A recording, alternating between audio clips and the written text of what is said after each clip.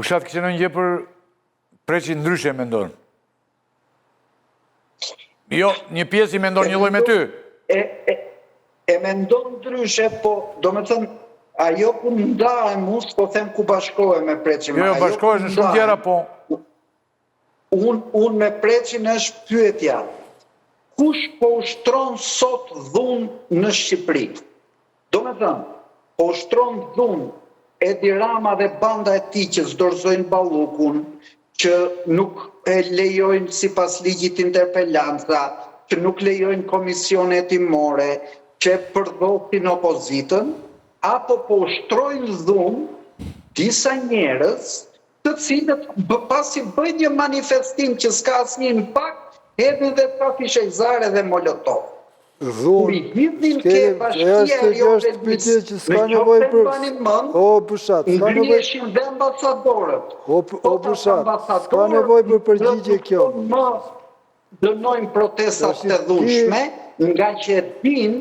Pyetje që kam unë për ty, është kjo. Multimulare ka bërë tjetër kush. Tashi ti po bën koment. Pyetja ime për ty, se dhunë e dim se s'kemi një diferencë në këtë pikë që Edi Rama po bën përpjekje.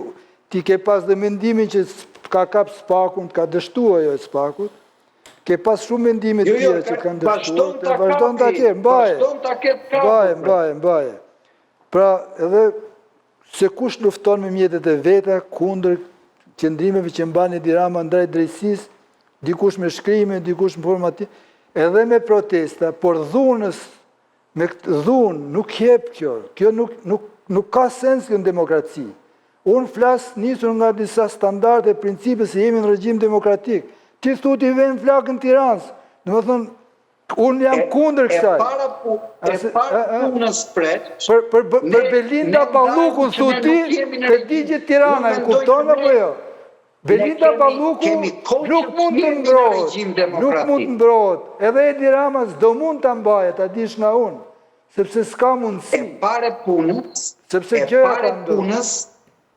unë me ju, se po të them me ju, ndahem për faktin që ti mendon se jemi në regjim demokratik. Unë nuk mendoj që jemi në regjim demokratik. Dhe kur nuk jemi në regjim demokratik, unë ushtroj pyetjen, kush po ushtron dhunën? Je kontradiktor,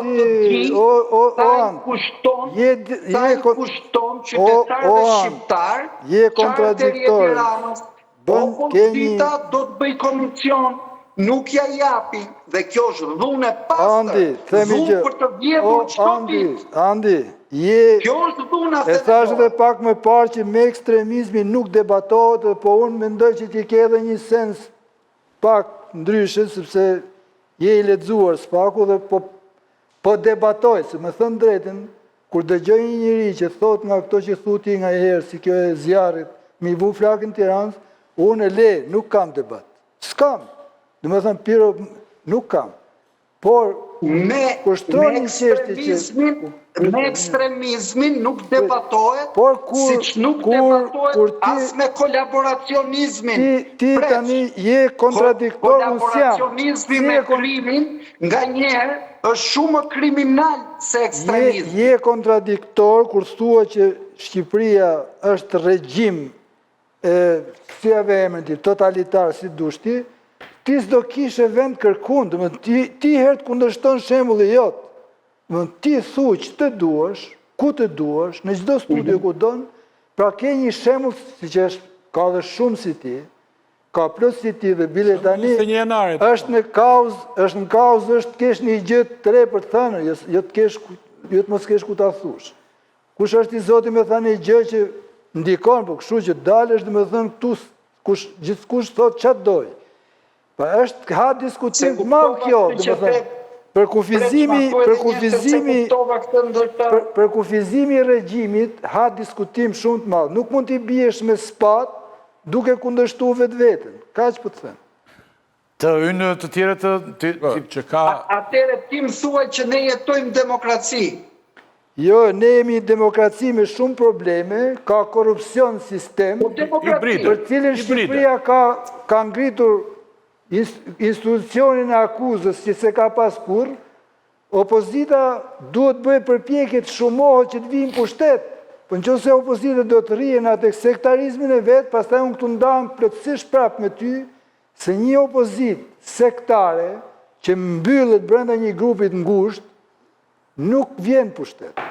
Interesi im është që Partia Demokratike opozita të vijnë pushtet. Dhe ajo si vjen pushtet ne e dim. Ti që si e interesuar për këtë gjë, është tjetër gjë pastaj. Unë jam dakord me ty, se e the pak më parë, unë nuk kam për qëllim të jap mend të opozitës siç the dhe ti. Por unë them, në këtë vend, një opozit që ndodhet përballë kësaj dhune, përballë mosbatimit të kushtetutës se vendos Edi Rama, për komisionet timor, për charterin, për Megonitalin, nuk do t'ja tima, nuk përmend asnjë.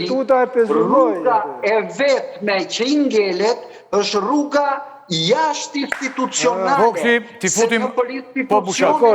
E ka dëgjuar herë opozita, ka dalë opozita në mal, duke ndëgjuar Bushatin me shok. Jo, më Bushati këtë mendim ka tani. Po mirë më ka ndodhur, ka dalë opozita, dogji mandatet, Po nuk ka dalë vërtet, po thot Bushati mos e del. dalë dhe kjo. Del me një skenar kot, do me thënë bën sikur.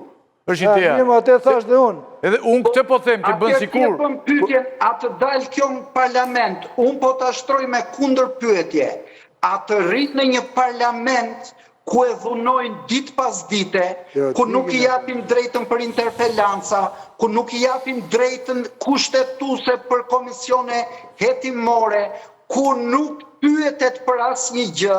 Preç, në qoftë se në këtë vend jemi për opozita fasad që të Futen bisedë kolegët e tjerë. Buje më vllai, djeg mandatet dalin mal, por nuk është kjo opozita demokratike. Kjo është pastaj mendoni Emerald? e vara. Vokshi një herë, se Vokshi ka qenë brenda. Patjetër. Zoti Zoga është themeluesi, unë thjesht kam qenë brenda. Ka ikur më shpejt. Okej. Zoti Zoga ka shumë shpejt që ka ikur. Për dalë këtu të ky argumenti. Tani ta trajtojmë me ftohtësi edhe me njerëz të cilët e prekin realitetin e Partisë Demokratike. Çfarë ja ka thyer qafën Partisë Demokratike ka qenë ky radikalizmi. Ndaqin ta pranojnë, e ndaqin mos ta pranojnë. Kur janë ndjekur mandatet, kam qenë antar i Këshillit Kombëtar në atë kohën, dhe është debatuar për djegjen e mandateve, dhe është debatuar për linjat e veprimit politik. Dhe përveç kësaj, kanë qenë disa njerëz tjerë në bordë në korridore që thonin digjni mandatet, për ndryshe jeni tradhtar. Tani, le të bëjnë çfarë të bëjnë, le të hedhin bomba, le të marrin atë mitralozin fishek zjarr të demokracisë, në fund do të përballesh në kutinë e votimit për të fituar legjitimitet.